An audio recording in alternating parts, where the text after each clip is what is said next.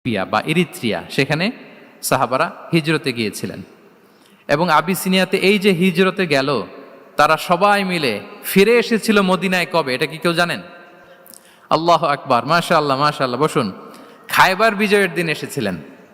আবিসিনিয়াতে যারা হিজরতে গিয়েছিলেন তারা মদিনায় ব্যাগ এন্ড ব্যাগেজ সব কিছু নিয়ে খায়বার বিজয়ের সময় মানে সপ্তম হিজরিতে এসেছিলেন।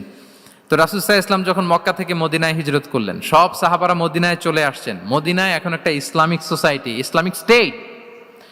বদরের যুদ্ধে মুসলমানদের বিজয়, খন্দকে বিজয়, খন্দক তো পঞ্চমে, তারপরে ওনারা কেন আসে না বলেন তো? আসেনি। সপ্তম হিজরিতে এসেছেন। জাফর রাদিয়াল্লাহু তাআলা আনহুর নেতৃত্বে, সাইয়েদনা আলী রাদিয়াল্লাহু তাআলা আনহুর আপন ভাই, বড় ভাই, ওনার নেতৃত্বে যখন সপ্তম হিজরিতে ওখানে যাওয়ার 15 বছর পর যখন তারা সবাই ফিরলেন, রাসূল সাল্লাল্লাহু আলাইহি ওয়াসাল্লাম এত খুশি হলেন, তিনি বললেন, মা আদরি বিআইয়িহিমা আনা আফরাহ বিফাতহি খাইবার আও বিকুদুমি জাফর। আমি কোনটাতে বেশি খুশি আজকে আমি জানি না, খায়বার বিজয়ে বেশি খুশি না আমার ভাই জাফরকে পেয়ে বেশি খুশি। আল্লাহু আকবার, এত খুশি হয়েছিলেন। তো এখন এমনি তো মনে প্রশ্ন জাগে যে রাসূল সাল্লাল্লাহু আলাইহি ওয়াসাল্লাম